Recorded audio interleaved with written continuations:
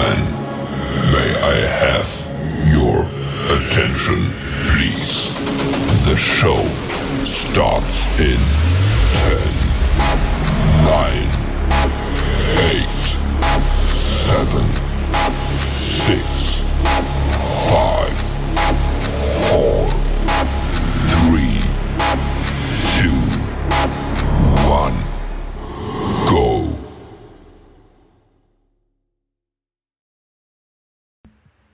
Hey everybody, and welcome back to the Crypto Night Show. Your host Superman in the house. So let's get into it. We're going to talk about the future of the future monetary system. Of course, that's going to be on the blockchain, and we're seeing a lot of that transitionary phase happening. So we're right in that transition. It's going to be glorious, and picking up positions now in the right stuff is going to be very, very important for your financial future. And of course, you'll be getting the benefit of being pioneers in the new monetary system on the blockchain. And we're going to talk about that today. We're going to talk about obviously some of the key trends that are making that happen, the key features of that, but we're also going to talk about some of the key players helping making it happen. And that is big financial flows, channeling traditional money into the new system on the blockchain and crypto, as well as all the financial innovation that's taking place in that space as well. So it's a really big game changer. We're looking at the leaders, the pioneers, the facilitators, and those are the ones you really want to get in on as a base part of your portfolio, because those are the ones that have probably arguably relatively the lowest risk, but with really huge upside.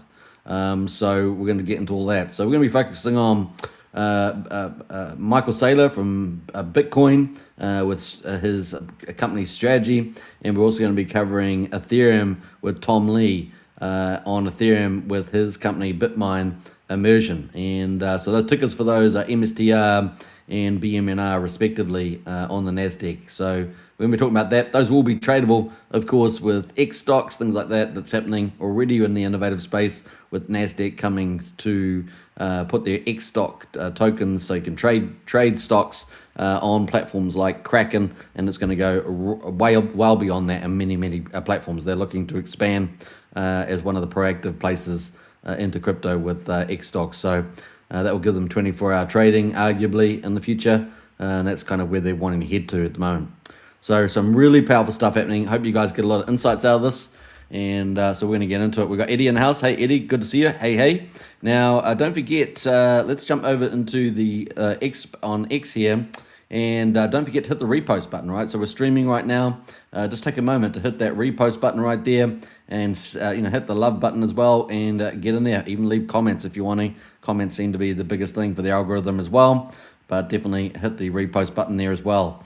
So the future monetary system, Bitcoin strategy, Ethereum, Bitmine. Let's get into it, and let's do some of the insights here. So this is really just a quick overview of some of the stuff. So if you want to get into Strategy Club and get all the alpha, like all the stuff that's supporting this, this is kind of an introduction to that. The QR code is below me in the video there. Join up Strategy Club. It's just over $1 a day. Really great value there. You're going to be getting all the magic stuff that's happening for this crypto market, and you'll get all the behind the scenes of the things that we're going to talk about today. You can also find the links to Strategy Club in the links in the video description, and also pinned at the top of X, so you can do that too. And you join up through the Whoop store, and you'll end up getting a link to the Discord, and you'll get into the Strategy Club, private club in there. Well worth your time, so check it out as well. We've got a member in the house as well, and just in the chat there I see. Great to see you, Sean. Big shout out. Afternoon Chads. Yeah, afternoon Chads indeed. So get into Strategy Club, QR code there, and of course links in the video description pinned top of X. Now with that behind us, let's look at the Bitcoin chart right now. And we can see that we're currently in this little channel here, and we've got $70,652 at the moment. So obviously we've got a lot of choppiness going on with the war in Iran. Obviously US is pretty much destroying all the hardware, and they're spending the rest of their time now hunting. So they're basically hunting tunnels, hunting hidden armaments they haven't become aware of, and they're getting their intelligence is increasing by the day. So doing a lot of that stuff. They're taking out leadership after leadership after leadership, which is starting to collapse the regime. And so you got different parts of the regime trying to operate, trying to retaliate. You got things like that going on at the moment. You've also got obviously the Strait of Hormuz. We saw all the European allies, ironically enough, say we don't want to get involved with it. We want to go after Ukraine and let all our children die over there. We don't want to get into the Strait of Hormuz and secure that for oil flows, right? So we have seen some irony in there. Now they have all capitulated and done a big U-turn. And so that looks like they'll be, Italy, Spain, UK, Germany. It looks like they'll be coming, France to do some of the policing for the tankers to go through the Strait of Hormuz there and get oil flows. In the meantime, of course, the United States looking at alternative features to get the oil flowing. One of those, of course, is the Japanese. The Prime Minister is in the White House, and she is obviously facilitating that with their big oil reserves that they have. They're also looking at to get rid of sanctions on Iran so that they can get the oil at sea unleashed, which is I think about 10 to 14 days. So that's all going to expand. Typically, countries might have like 50 days of oil, depending on which country you're talking about. United States, of course, not in that position as a net exporter, and that was all under Trump, right, from his first presidency, President 45. But of course, the Europeans, the Chinese, the Indians, they're all required, or Japanese, they're all required their oil comes through the Strait of Hormuz there. So they're obviously, they really need to participate in policing any oil ships going through. That being said, of course, you've got the US number of aircraft carrier fleets there, a number of Marines going in, and they're looking to secure a lot of that strait themselves. So there's going to be a bit of a process over the next week or two, but they're probably doing it at pretty big pace, 24/7, to get control of that whole area. So we may end up having an expensive policing exercise there for the oil, and that's some of the short-term stuff we're seeing right now. Now, typically in markets, you want to see crypto kind of get impacted and find the bottom in these sort of adverse events, because that means that when you come out the other side, you've got a huge upside. You've got a huge upside. So actually, I see it actually quite contributory towards a big rally this year and into next year. Obviously, we've got a few other issues in the future, like the midterms, but I actually see it pretty bullish moving forward there. So that's kind of where I see right now.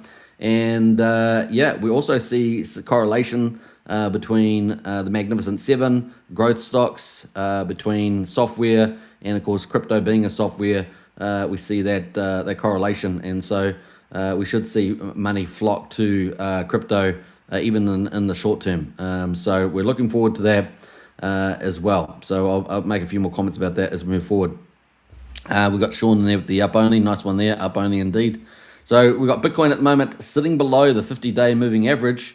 And of course, that is running at 72,636.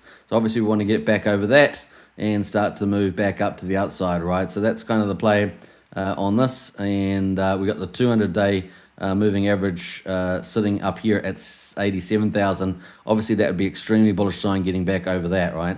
We also, after trying to chase down a golden cross, we're obviously played out a death cross here with the 50-day going below the 200-day. So the 50-day is in yellow and the 200-day in orange there. And so we're looking to try and break that formation and move to the upside. And really, I think we're going to be running away to some pretty incredible numbers there.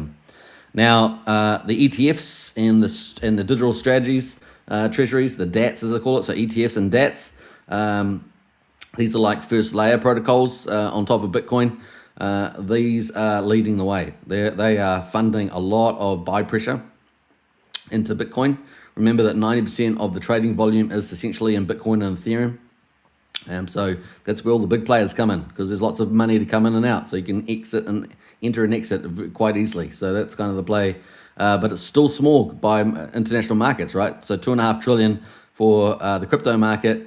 That's a small market, right? You got the fixed interest or debt market, hundreds and hundreds of trillions of dollars. Money market, bond market, credit markets, hundreds and hundreds of trillions of dollars.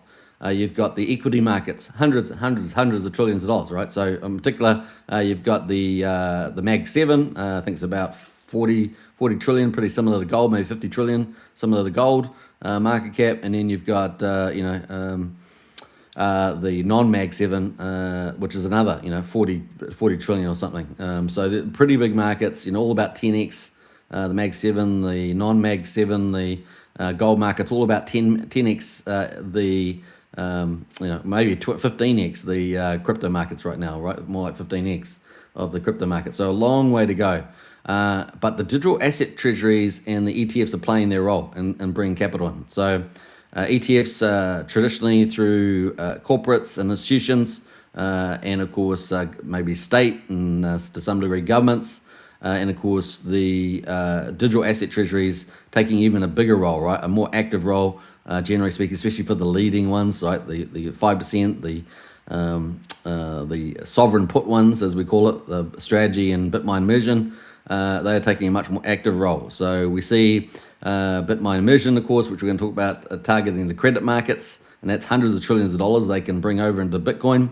And also we see Bitmine immersion targeting the future of finance, right? So, and mass adoption. So we've got some big themes happening with those, which we're going to get into. So at the moment, we got Bitcoin at $70,652. We're looking pretty good. I think we're looking in pretty good shape to the upside, even with this volatility. It's probably all going to bode well for the crypto moving forward. We had probably a little disappointment on the Fed. So the Fed's obviously going to be another. We got the midterms at the end of the year in November, but we've also got the Fed as well playing a pretty backward-looking role, and we're looking forward to a new chair which will have a forward-looking role and actually start to reduce interest rates. I still think we're overheating on interest rates, regardless of having the PPI number come in a bit high.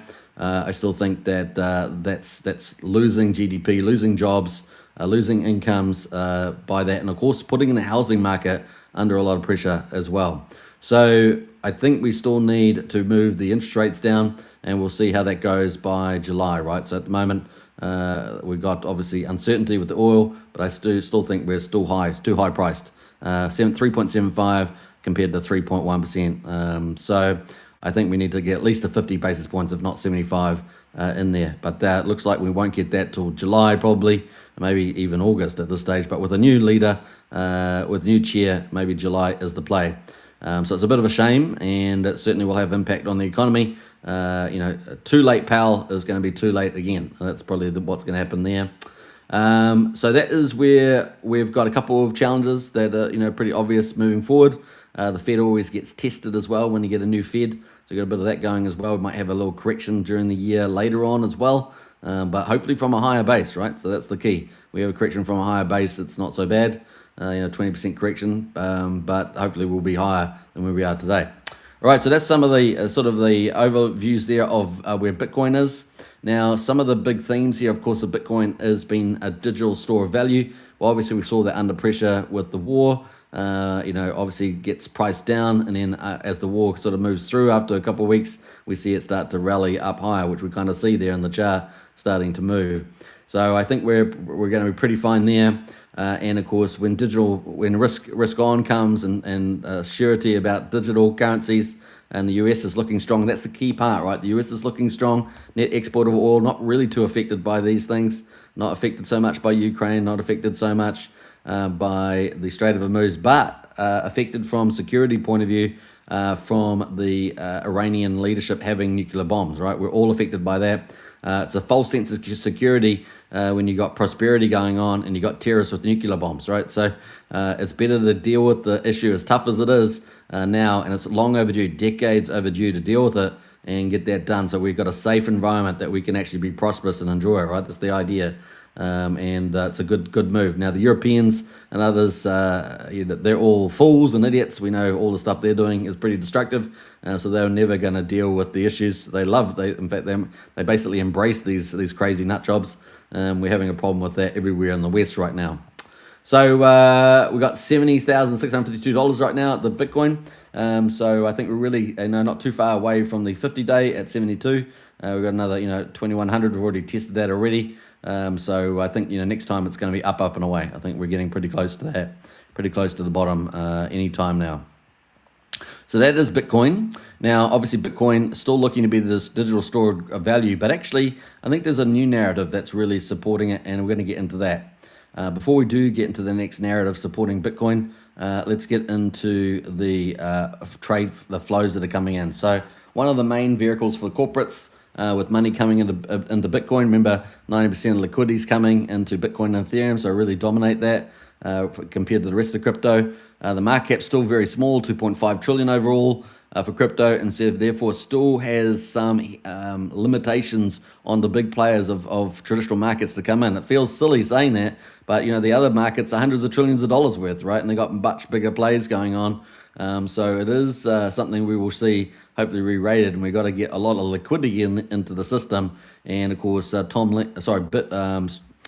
Saylor is helping doing that through the digital asset treasury. We're going to look at that means, but we also got the big institutions now all jumping on board, right? The BlackRocks of the world, the Morgan Stanleys, they're all coming in, and all the other big institutions are all coming in as well. So we've seen that already happening, buying up a lot of these DATs, these digital treasuries, and of course setting up ETFs, ETPs, which is like a third layer product. We've seen those happening as well. But the ETFs are getting more sophisticated. We've now seen ETFs just not only are they going in for a vehicle for buying Bitcoin with custodial holdings, but also now getting into buying Bitcoin and doing more exotic things with it. So we're getting a little bit of that happening as well. So it's kind of cool. We're getting a lot of innovation happening.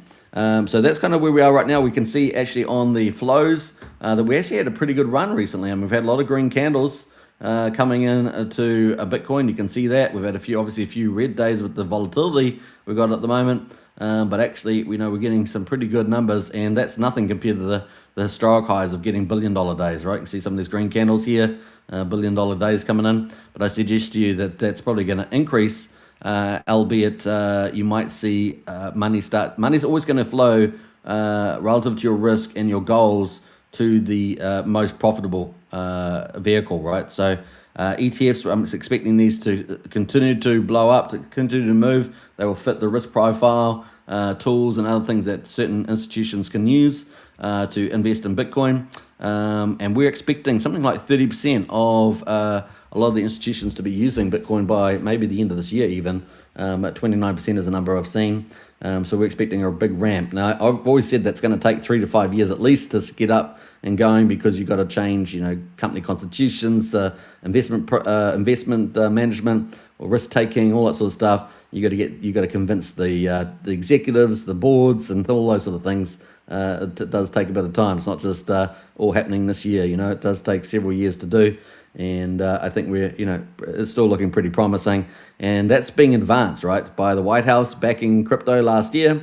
That sent a big signal that the United States is going into the crypto space, and supporting regulation for that as well. And we've seen the GOP in particular support crypto policy. Last year, of course, we're going to talk a lot about the stuff when we get to Ethereum, but we've got the Genius Act and we've got the Clarity Act coming up. And we've also just had the SEC give us clarity around the Howey tests, what is security, what is commodity, things like that. So everything is going really in the right direction, guys. It is really looking pretty promising. So we're going to get to that in a minute. We've got a lot of money coming through the ETFs here. You can see at the moment the big ones. If we look at the holdings, we've got IBIT. IBIT is actually the biggest corporate holding, even bigger than Strategy, but not for long. Not for long, guys. We got 785,000 Bitcoin in IBIT. Remember that number, 785,000. And we got FBTC sitting at 221,000, GBTC 155,000. We got BTC at 51. We got ARK. Remember, ARK's going to be relevant for ARK investments going to be relevant for Ethereum, right? So definitely ARK is taking a big position in Ethereum. They're backing that for the relatively bigger winner, in my opinion. There, so we've got ARKB, we've got BITO there with some. We've got BitB at 38,000. So these are the key ones, right? So just remember this IBIT one though, 785,000 Bitcoin are held. And we can see we've had pretty positive flows there so far, even with Bitcoin down. Obviously there's some red days, but I'm suspecting we're going to get some more billion plus days ahead of us. In fact, they're going to be even higher as Bitcoin rises, right? So you can see where Bitcoin, when it was rallying, you can see all the big amounts of ETFs coming in. A very, very green period between April last year and particularly through to October last year. And then we had the big liquidation event, remember, the market maker, the stablecoin depegging, and that was October the 10th. And we still haven't fully recovered from that, but it looks like we may very well be exiting the little, as Tom Lee would call it, mini crypto winter there. So that's kind of the play. So this is one of the main two big vehicles at the moment, bringing in capital. And you can see IBIT at number one there, 785,000 Bitcoin. Remember, there's only 20 million Bitcoin. We just hit that just last week, I think. 20 million, there's only 1 more million to come out, and that's over a very long period of time. I think the Bitcoin halving is in about 2 years, I think it is. So we've got about 450 Bitcoin per day coming out from miners. And that's going to be important as well later on when we come up to the digital asset treasury. So some pretty interesting things happening there with that. So I'm going to post the link to this in the chat there if you guys want to look at these numbers in your own time and go for gold there. All right, so let's post that. That is the link to the ETFs. So obviously a lot of money coming through there, and I suspect that that's going to really accelerate once Bitcoin starts going for that next move. It's going to be absolute game on. But you actually see, we're actually being pretty green. When there's a lot of fear, a lot of volatility, we actually had a decent amount of green candles there coming in on the ETFs. Now that's going to bring us to getting into the Bitcoin treasury. So the other big vehicle for capital coming in to Bitcoin, and I think this is going to be ginormous moving from now. And this last 2 weeks has really shown us that a genius product has hit the markets now, and we're going to watch it happen. It's going to be unbelievable, I think. So interesting picture, isn't it, that I got in front of me? Interesting picture. Look at the two guys that are standing together here. On the left, we're looking at the right, the two guys on the right. On the left, of course, I'm pretty sure that's a lady, two ladies there, and that's the guy on the left there. But if you look on the right there, we've got Michael Saylor.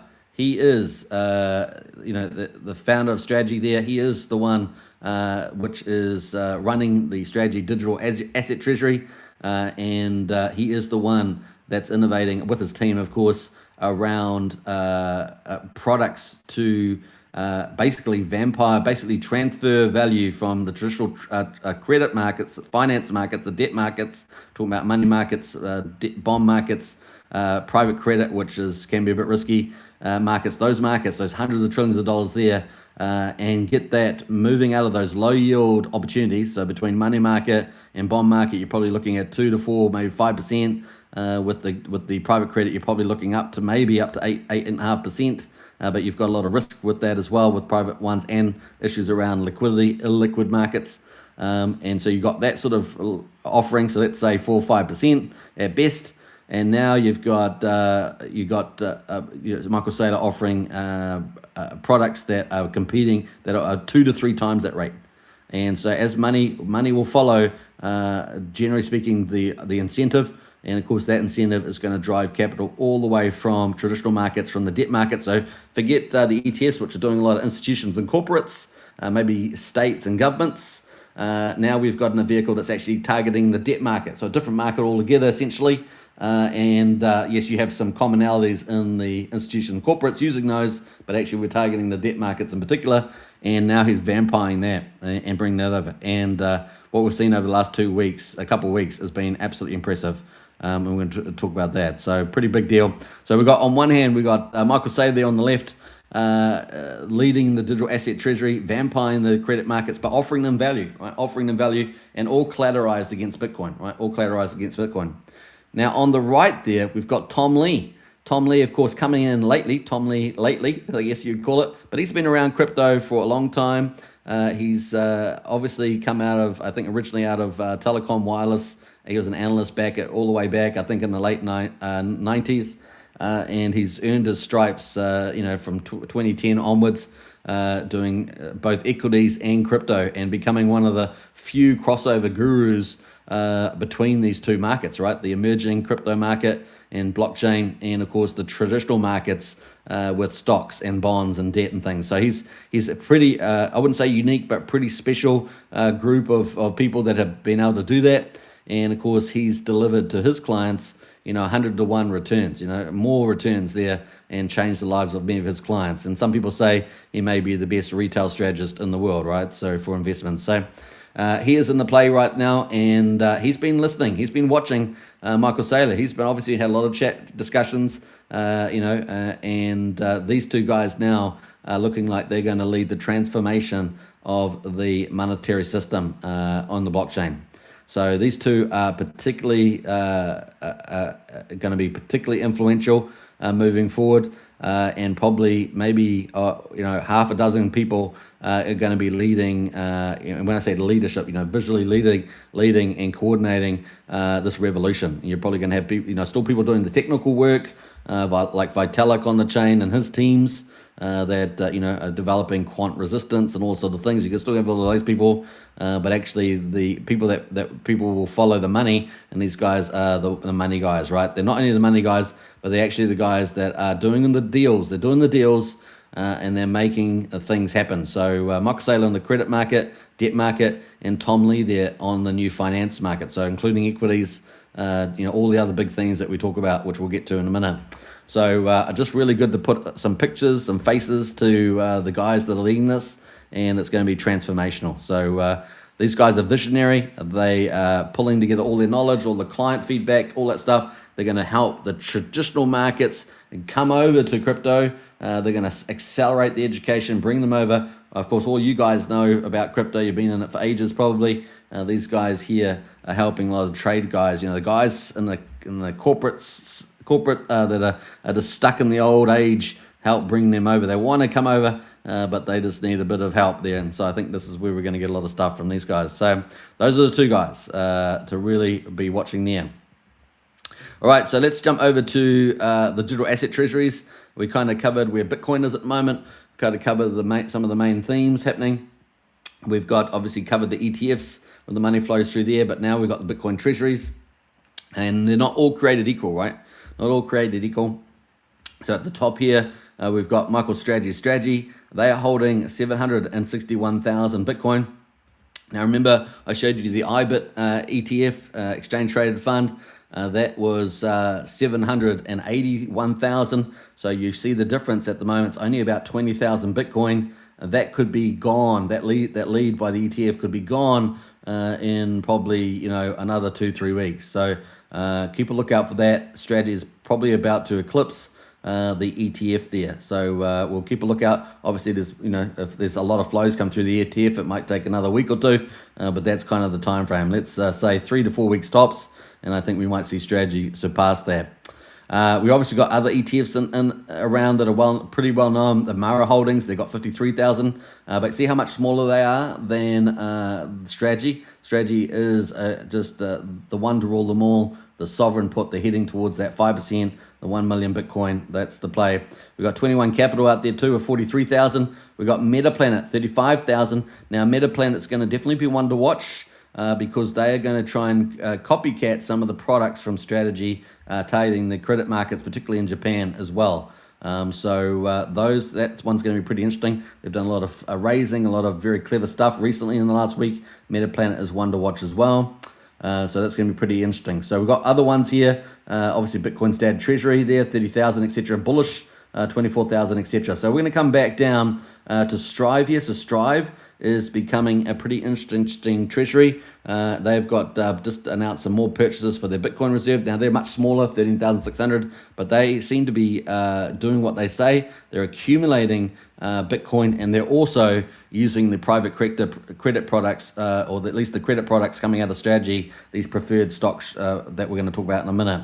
So you've got ones like Strive that are building essentially reserves and also offering dividend yield on the back of Strategy itself. So we're probably going to see more things like that happen, where we get to these almost a second layer protocol on top of the first layer protocols, like we would argue, or groups, companies like Strategy. So pretty interesting stuff happening there. We also see not only that, but we've got the Trump groups, right? The Trump groups are also moving, and they're doing a lot of stuff. Keep a lookout. These guys are going to surprise to the upside. because obviously, the president's a Trump, right? So we got Galaxy moving up, right? So Galaxy is there. We got American Bitcoin from Eric Trump. That has now got 5,800 Bitcoin. Keep a lookout for that. So we've got lots of players. Gemini, of course, and many others. GameStop. They're all in here with a little bit of Bitcoin in their bags there. So pretty big deal. We also see, looking up around these 10,000 mark, we also see Trump Media and Tech with 9,500. So there's a couple of Trump groups there. And the other things that we're going to be looking out for is you got people like Grant Cardone, the property mogul, sales mogul, also looking to try and get up to 10,000 Bitcoin. Every time he does a big deal, he takes his discount value and ends up buying hundreds of millions of dollars of Bitcoin. And he's hitting his first target, at least, is 10,000 Bitcoin, which would put him right up here at number 13, in terms of this list. So there is a lot of stuff happening in that space. So the big one, though, is strategy. Strategy is changing the game. We saw the ETFs with IBIT and stuff like that is changing the games. We've got more ETFs coming for Bitcoin. I think we just had Morgan Stanley announce another ETF coming, and that could be big, right? So this could be even more money coming from Morgan Stanley, one of the biggest banks in the world. And now we've got, strategy on the move. So strategy is on the move, and they are doing something pretty clever, and this has really started to pick up the last couple of weeks. So this is what's so special about it. It hasn't been seen before, and they're targeting the credit markets. They say hundreds of trillions of dollars to put into little to go and buy Bitcoin, right? So basically, they're doing that. They're offering high yields, taking that money at a certain point when it reaches what we call a par level, and they are going to fund buying Bitcoin without diluting their common stock, which is the MSTR, right? So they've got a product called Stretch at the moment. They have a couple other products as well, but I just want to focus on the Stretch one. And this pays out monthly dividends, and they're looking to offer yields of 11%, 11.5%, I should say. But this yield can actually move to incentivize people actually issuing more shares of Stretch and raising capital to go buy Bitcoin. So they can move that yield around a bit to incentivize the yield. So we might actually see possibly a little raise in the yield rate, maybe 25 basis points or something like that, 50 basis points. We might see that creep up to 11.75 or 12%, and so that gets the people buying the Stretch shares.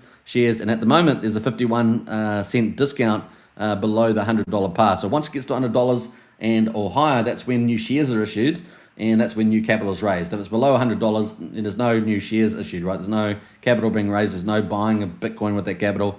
So it might take 10 days to 13 days. It's obviously we've had a lot more volatility at the moment, so it's probably just to maybe add on a day or two. We'll see, and we'll get back to money printing. But let's have a look where we're at the moment, so you can see we're raising no capital at the moment, right? So that just we're not expecting it this week, but maybe next week after 10 days, because it's just gone ex-dividend, right?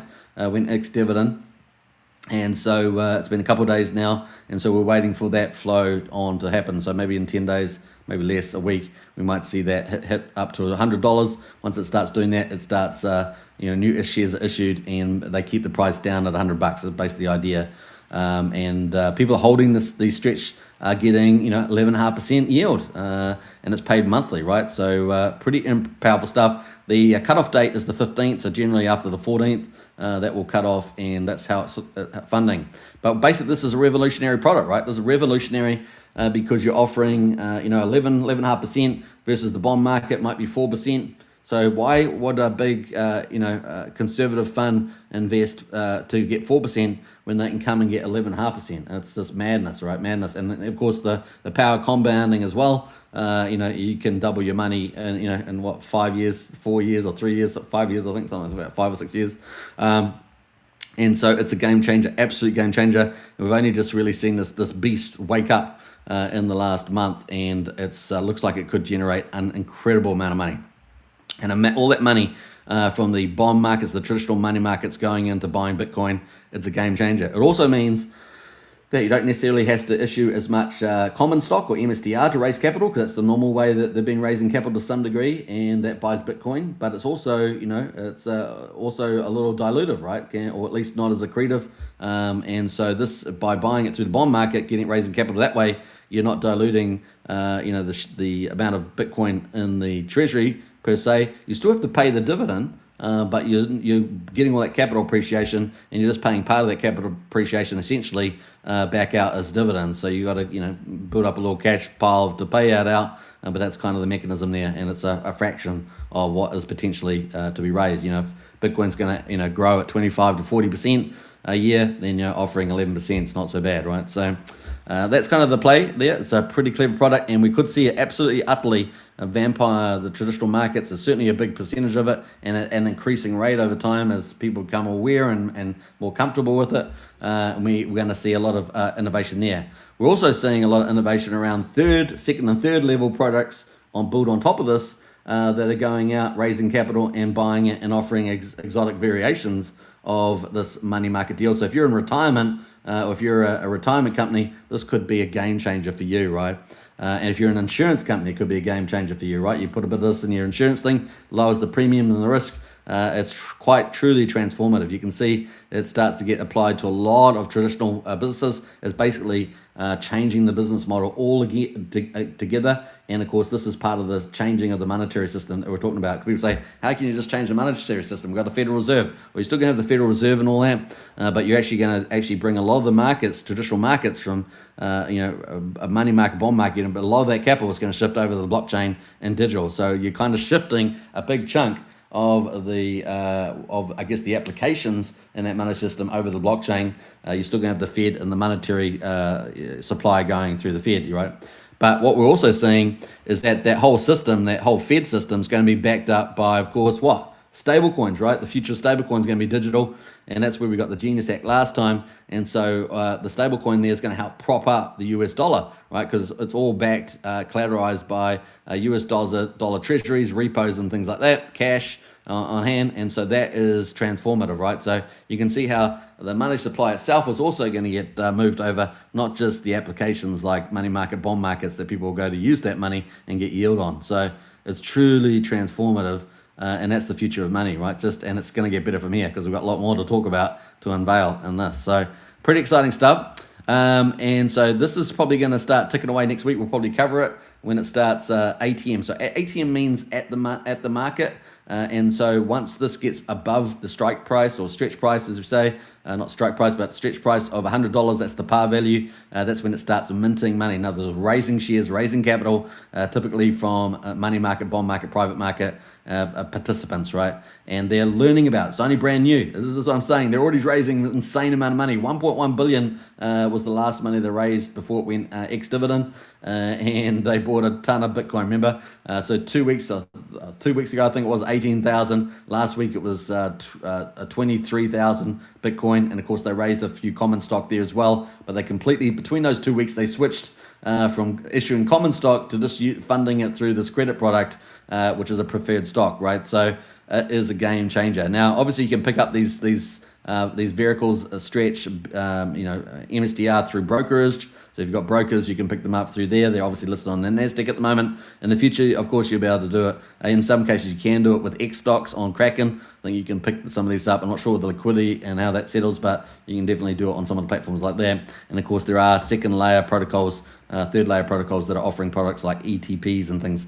So there's a lot of innovation on top of these things to give, ease of access, to offer slightly different compositions of capital and yield. And there's lots of these variations where innovation plays, right? That's what's so wonderful about the crypto markets. And so we're going to see a lot of those things there as well. I'm not talking about those ones today. So kind of things, if you want to find out, let me know in Strategy Club. Join up today. We've got the QR code there and the links in the video description and pinned to the top of X there. And so, yeah, we've got that all happening right now. So it's going to be pretty fun.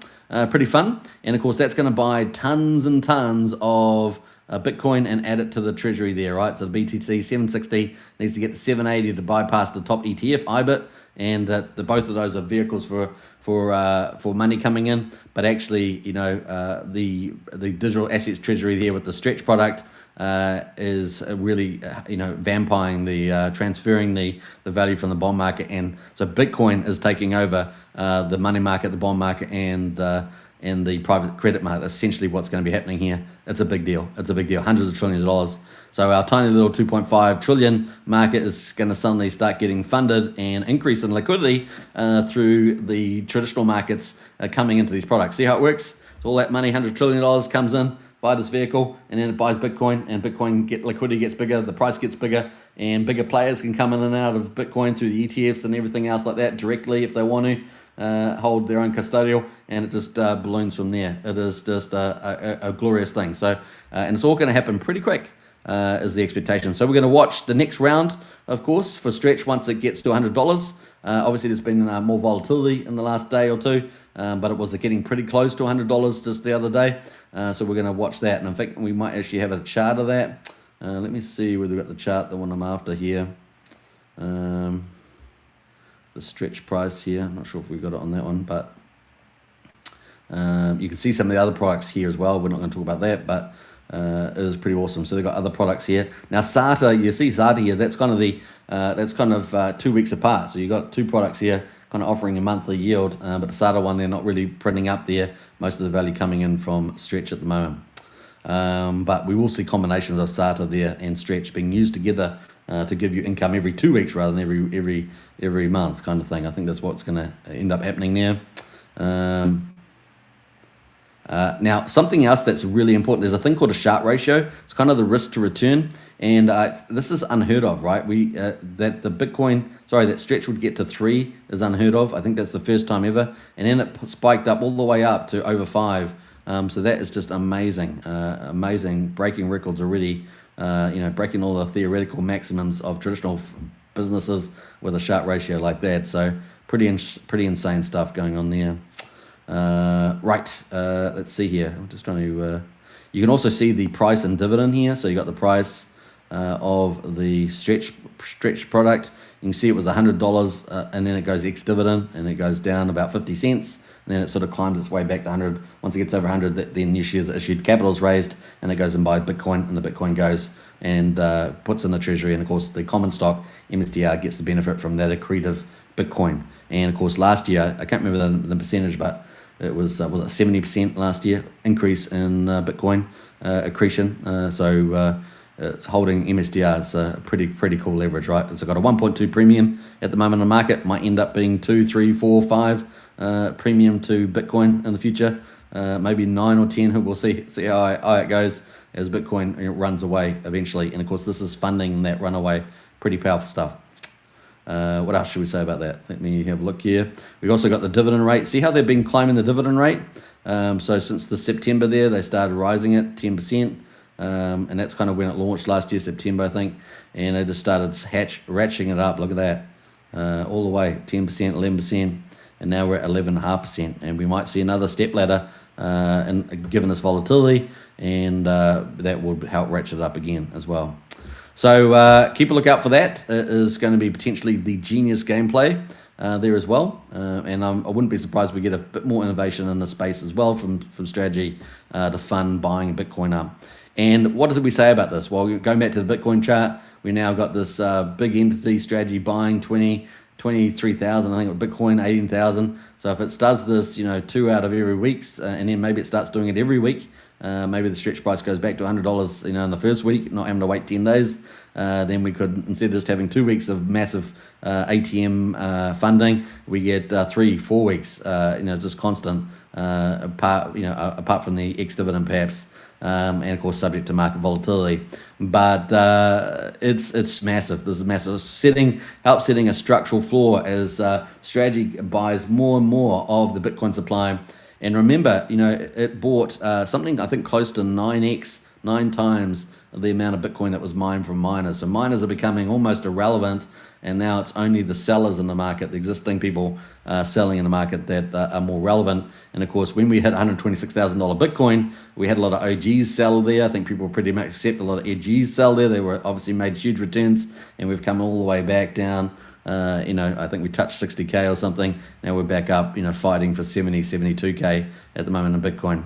And maybe that very much was the bottom, and because now we've got these structural buyers, these big buyers coming in from strategy with this big machine, vampire in the traditional markets, funding the purchase. So we're going to be watching this narrative over the weeks and next few months, but I think we're just going to see an upward trajectory. I wouldn't be surprised if we start getting billion-dollar capital raise days from the bond markets, and that could go up and up and up over time as confidence comes in.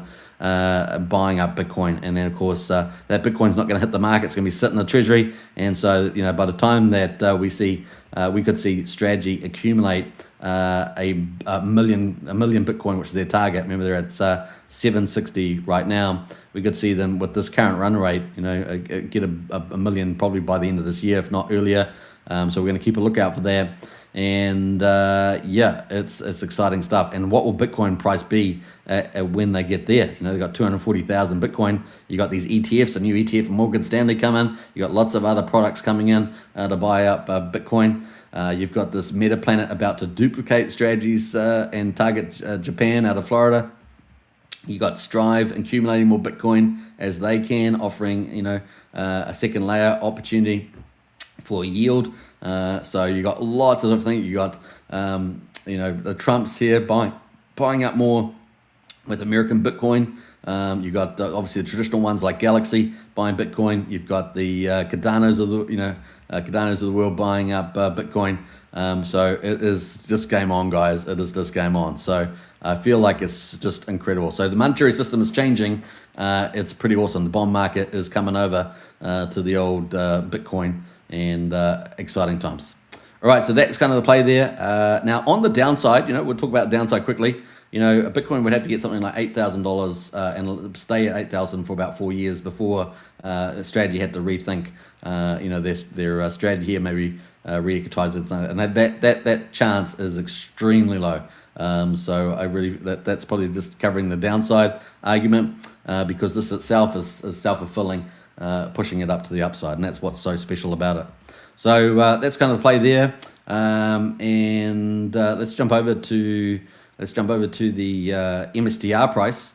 So MSTR price, obviously this is the Strategy common stock, and we looked at Stretch, which was that preferred stock or dividend yield targeting the traditional debt markets. We've got Strategy itself at the moment closed at $138, obviously coming off the back. It had a nice little run too to 150. I think it was $152, and that actually touched the 50-day moving average for Strategy, and which is the MSTR ticker on Nasdaq. And now it's had a bit of a violent day, came all the way down to $132, and is currently at 138. So the lowest price that we had during the Iranian war period here, which I think's been running for 20 days, if I remember rightly. I think it's 20. So 20 days. So that's kind of in this zone. So let's have a look. Let's do a little drawing here. It lasted 20 days. Something like that, isn't it? Something. Let me just double check. I'd like to be fairly accurate with that. 20 days. Oh, is that 28? Well, maybe I did it too long there. Let me do that one more time. 20 days. We're after the 20 days. 20 days. So yeah, that bit closer there. So 20 days, it's about there. So 20 days, we've had this volatility in play. We definitely got out of the lower range though, right? Lower range was like $139.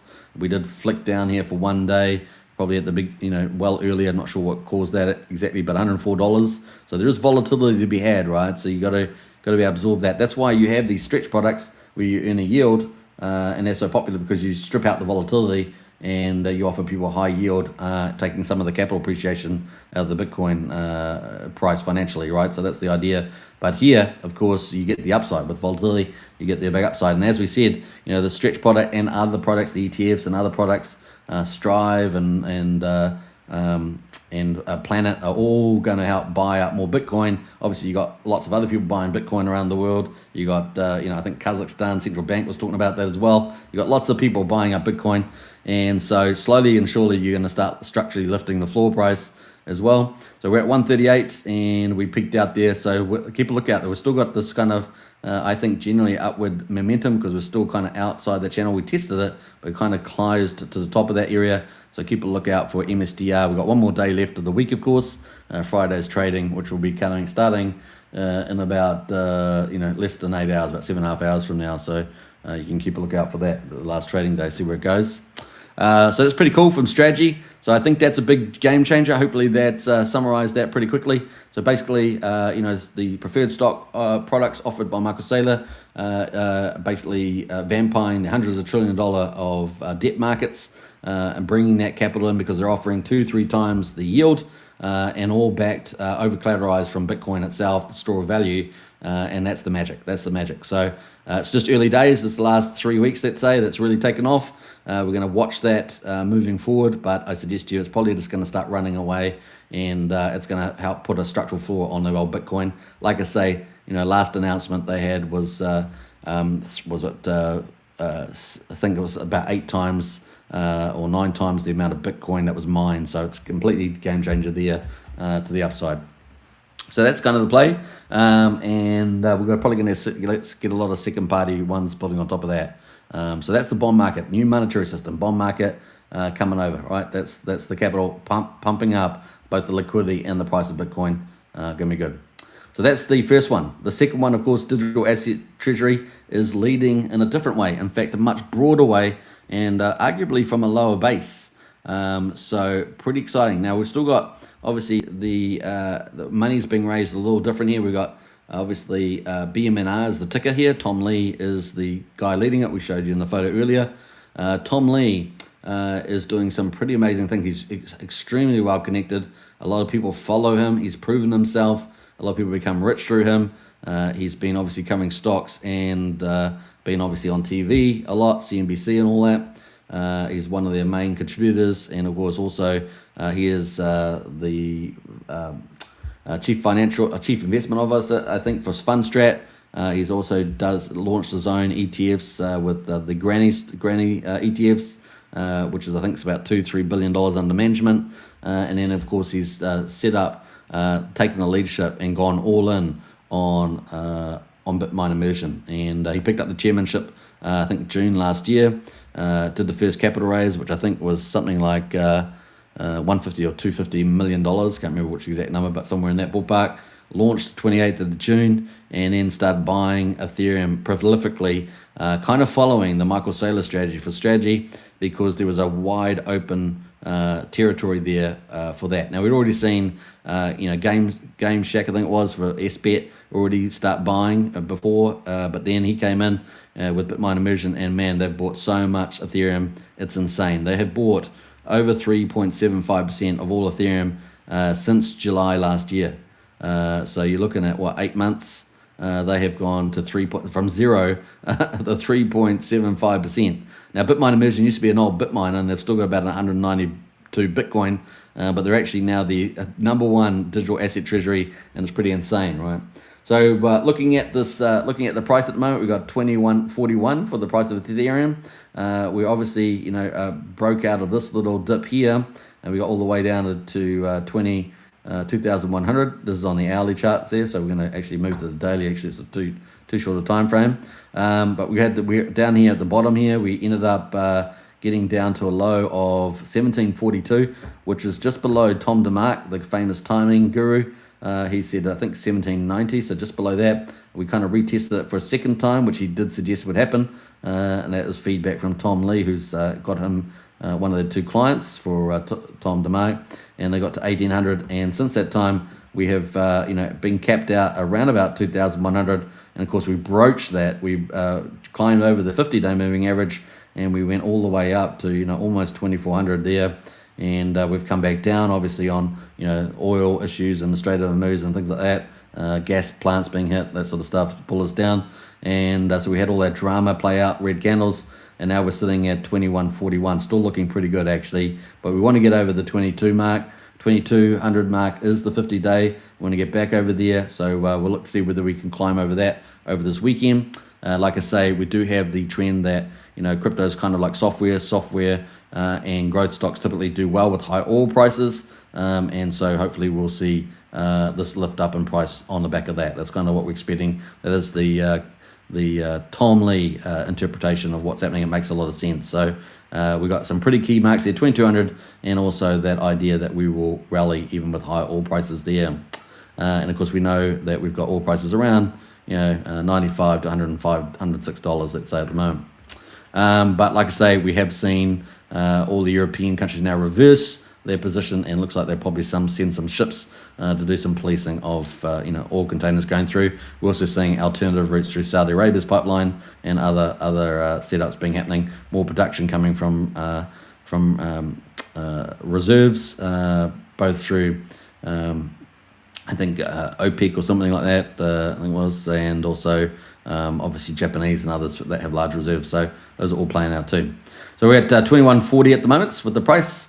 Obviously the target there for the 200-day is up at 2,800, and we kind of look like we're trying to break out of that bottom range. So is that the bottom? Tom DeMark thinks so. I definitely feel like it is too. And so yeah, we've just got a bit more battling, and I think we're up away from here in the end of March and through to April. Looks pretty good. So that's kind of the ETH price there. Now, what's going to help give us structural purchasing on this chart, like we saw for Bitcoin, like Strategy was doing for Bitcoin and other entities? Well, also we obviously got ETFs.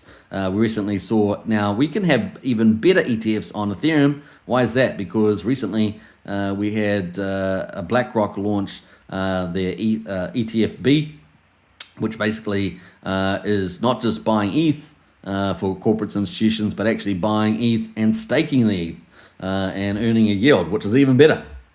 So we're kind of, for those that want safe money, you're earning in probably about 2.6 to 2.8% in Ethereum, and that's even better. So we've already seen the first week of BlackRock's ETFB, $250 million already come in, and that's just starting to run away, because I think the first day was about 115. So look out for that. That could end up bringing billions of dollars in to the buy Ethereum as well. And a lot of them may very well think it's the bottom here as well.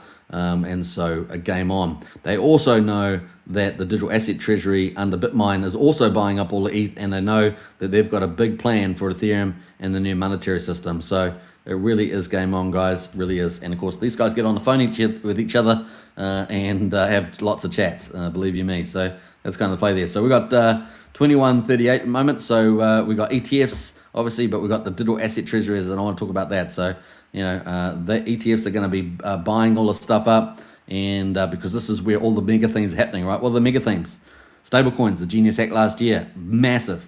We've seen Circle, obviously, is listed on the NASDAQ. That's been racing. It raced in the last couple of weeks from $50 to about $140, I think it was. So you got Circle running away with the stablecoin boom. I suspect that that's going to continue up and to the right in time. And I don't see that unabating if we're going to have trillions of dollars of stable coins. We've only got a couple hundred million now, couple hundred billion now. Imagine, a couple $1 trillion, the valuation of companies like Circle going to be pretty intense. And we will recently see them, raising, minting, billions of dollars worth, at least $1-2 billion worth of new USDC. And of course, we've got more players coming in, USD1 from the Trump family, and many other stablecoin booms, of course, moving forward too. And of course, that's a big part of crypto, the most profitable part, arguably, besides maybe some of the wallets, the big dexes like Uniswap, but certainly mega profitable.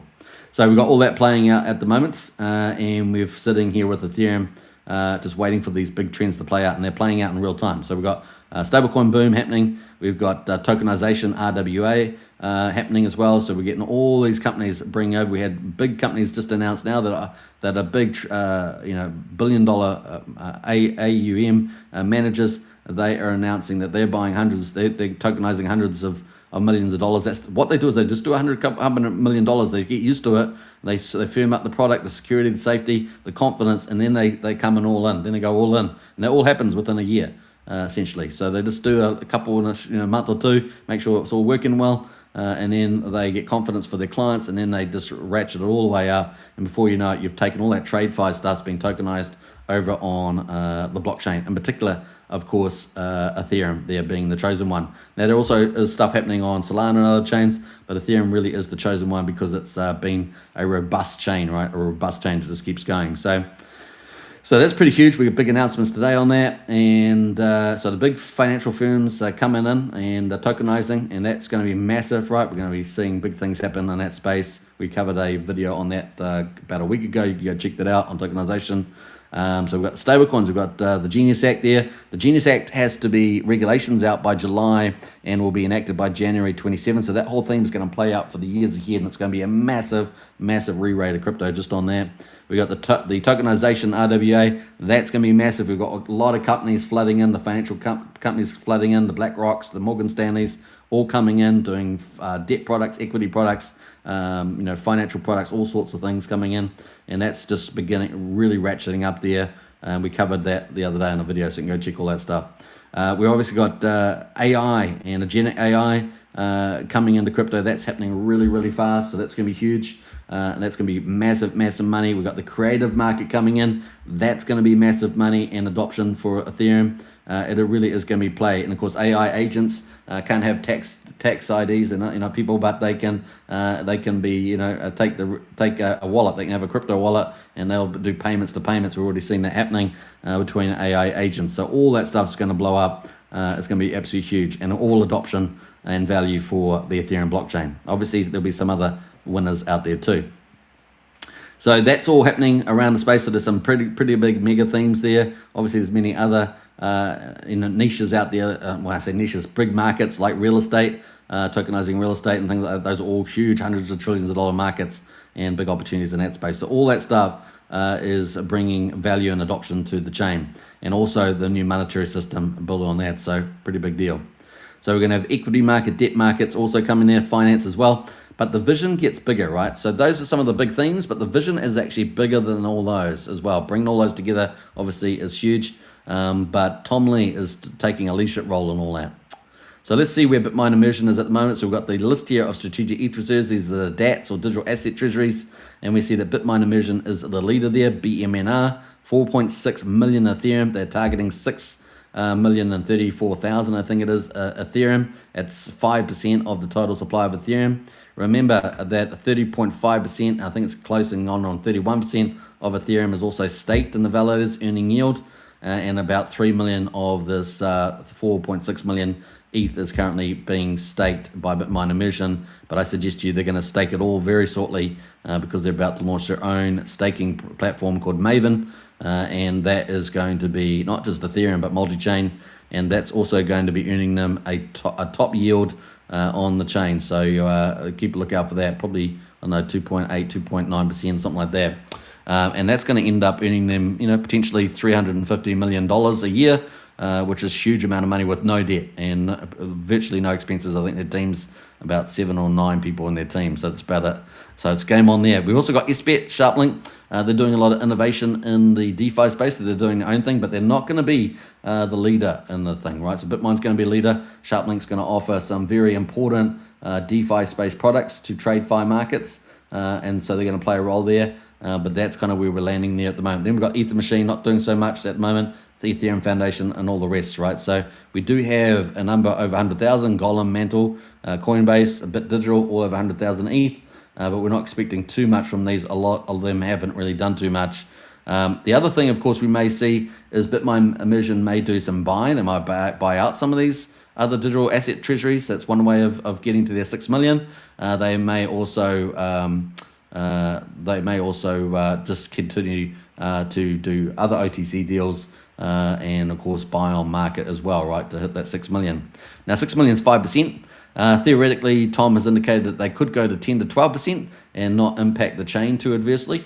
So, it's a bit like Michael Saylor as well. They might get to 1 million Bitcoin and then just continue on. And imagine if you got $1 million Bitcoin at a million HAL Bitcoin, you get 2 million, you've probably got $10 million Bitcoin, right? There's the logic there. So just to keep note of that, that's more of the upward projections of where this could potentially go once they've both reached 5%. That's the play. So that's where we are right now. Now, Bitmine is not just doing that. Bitmine is doing a winner takes all, being the big digital asset treasury, and they are going to be, I think, even more broadly taking a bigger role than even strategy to some degree, but they both work together, right? The Bitcoin and Ethereum working together. Remember, 90% of the volume amongst these two, and they're both helping the whole crypto market blow up. So if you think you're going to do well in crypto, a lot of the money that's coming into crypto is going to come through these two digital asset treasuries, right? And you can thank them later, right? They're pumping your backs. And so they are going to be helping. Tom Lee's going to be doing, not only they're going to have the staking and all that money, but they're also going to be acting as a payment layer for bridging TradeFi and traditional markets and the crypto markets. As this monetary system comes over the blockchain, they're going to be playing a key payment system rail, and that's going to be huge. So not only institutional but also retail. And so it's going to be a pretty big deal there. So they're helping a lot of the institutional stuff come over, tokenization and everything else, all those themes that we talked about. And it's going to be a pretty big deal. They're going to do a lot of payment stuff. Now, on the other, we see them. So who do we see Bitmine working with? Well, we see them working with Arc Innovations. We see them working with Kraken Exchange. We see them working with the ETH Foundation. They just did a 5,000 ETH OTC. So we do see them working with a lot of these key players within the sort of crypto investment markets. We see that all happening, but we actually see them going beyond that, and they're going into other markets. They're going to be going into the AI markets, the digital ID markets, the new social platform markets, because why? Not only are they going to be bringing institutional and corporate money into the system and helping them tokenize and realize value on the blockchain, but they're also going to bring mass adoption. So they're basically joining up the technology and the money from institutions with the retail adoption, and they're matching them up together, and therefore you've got a new monetary system fully matured. Fully matured. And this is a process that may take up to 10 years, right? That's why Tom Lee gets 10 years, take up to 10 years there. And how are they doing that? Well, how they get the retail? Everyone's talked about, we're going to get mass adoption. We're going to mass adoption. Well, how are we going to get that? Well, you have to get the big influencers, right? You have to get where all the people are listening, where all the people are watching. And of course, we saw recently the Bitmine Immersion has done a deal with Mr. Beast, right? So Mr. Beast there getting $200 million investment. And of course, that is, he went and spent that money on a Leap app, which has got us a huge discount to what it originally was valued at, and he's going to be using that to obviously do massive, basically a whole new sector of his business will be financial products to Generation Z, Generation Alpha, and Millennials, right? So, and it's also going to capture all the transitional wealth of generations, right, where people inherit and things like that. So it's going to be a pretty big deal. And of course, Mr. Beast has 1 in 3 people watching his videos in the world that are online. He has hundreds of millions of views, something like 500 million, I think, just a month on 2 videos alone. And of course, what's he's expanded into? He's expanded from just content. He's expanded into consumables with the festivals, chocolate, and many other products like that. He's obviously getting into entertainment, obviously in a broader way through multiple platforms, and he is now getting into financials, which will be his most valuable. Financials will be most valuable. Now, the problem that Mr. Beast had was that he was spending almost as much money he was earning on these big videos, right? So now he's expanding into consumables and financials and other sectors. This is what's going to make him truly wealthy, rather than just breaking even almost all the time. Not that he was entirely breaking even, but this is going to make him truly probably the first $1 trillion influencer in the planet, right? So Mr. Beast got valued at Beast Enterprises at $5 billion, and Bitmine's got a $200 million position in that. And of course, Mr. Beast is going to help bring mass adoption. So you're going to have mass adoption for Ethereum, guys. And if you hadn't worked it out already, it's a game changer, right? It's a game changer. So that's huge news.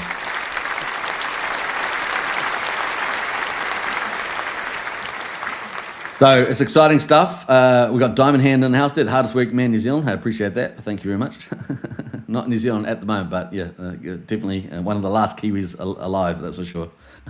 We're there. We're still here. So documented on YouTube.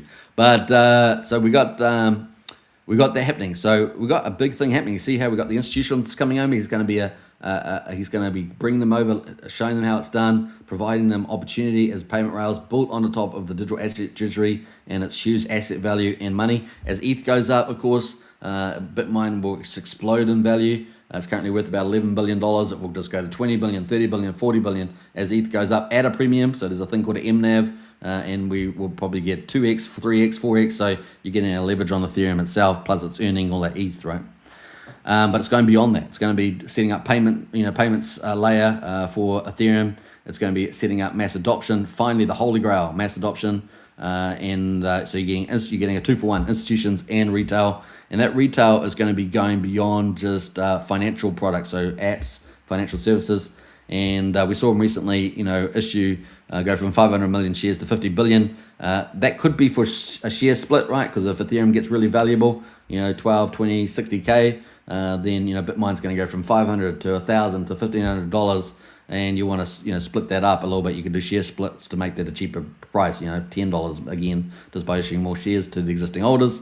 But actually, even though he's probably going to do that, I think he's going to probably sell either BMNR or Ethereum or somehow through those apps through Mr. Beast's platform. So we're going to keep a lookout for that. That's the big play. That's the big play, right?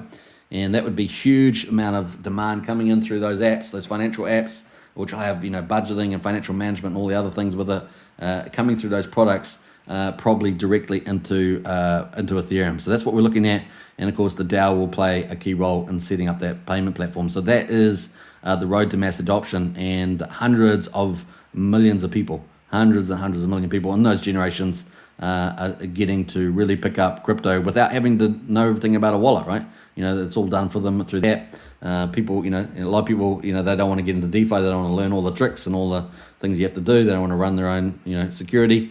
And so these Mr. Beast app, these Bitmine immersion apps will help do that. So keep a lookout for that. So we've got some pretty big stuff happening in the short term. The Maven staking, we've probably got these financial apps coming this year, and so mass adoption coming very quickly through Mr. Beast's influence. He is the number one influencer on the planet, and reaching the biggest market, and it is a game on, right? Game on. Now there are a few other alternatives that can get mass adoption, not necessarily for Ethereum, but for crypto, and one of those will obviously be platforms like X, with X Money Wallet, once they add crypto into it. So there will be a few other players, but perhaps Mr. Beast will be the one to win them all with that influence. So we shall see which one wins at the most market share. But certainly there's always one or two, three players in the world that win out, and it looks like Mr. Beast is probably one of the best bets there.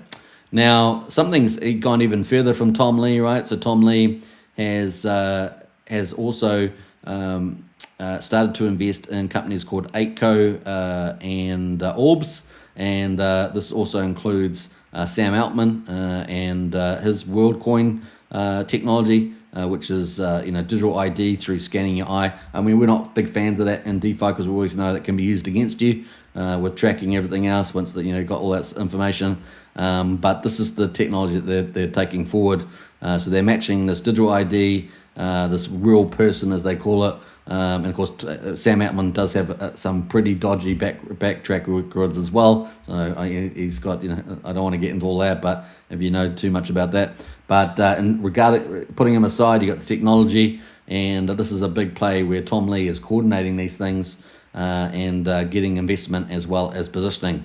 So you got this digital ID, you've got this AI, so they're doing AI as well. So you got all this, and now you're mixing it with the blockchain of Ethereum and Mr. Beast.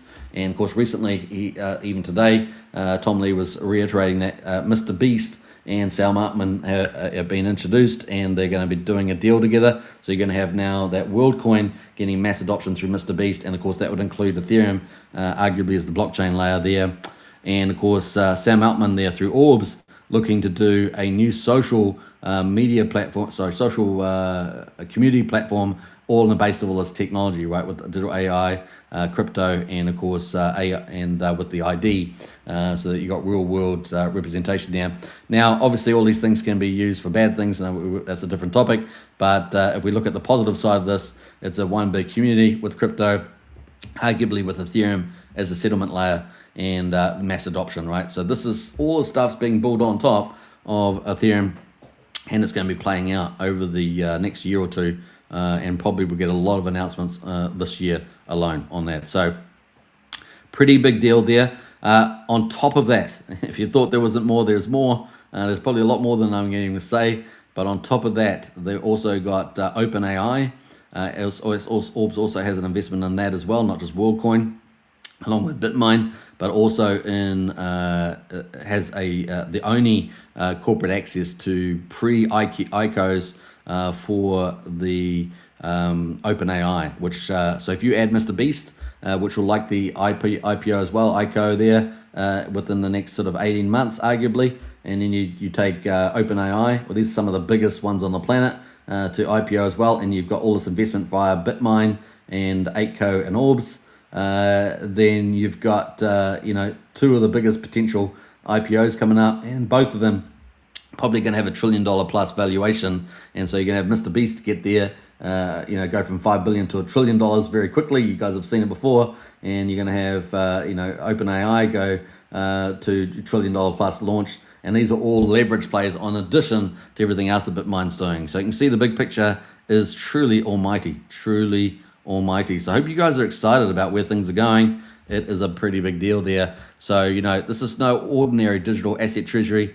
This is basically a new Berkshire Hathaway, I think it is, that's leading the new monetary system. So in many ways, could be bigger than strategy on Bitcoin. In fact, it could be a lot bigger, and with all those things added up, because you get not just getting one play on Ethereum with the digital asset treasury, which is amazing in itself, but now you're getting mass adoption with Mr. Beast. Now you're getting OpenAI and a technology, and also now you're getting social media platform. All these things together, you're getting a 3 or 4 play for one, and all the big plays. Is just a dream there. So some big stuff happening there, and of course all mass adoption for Ethereum, helping pump Ethereum to way new heights.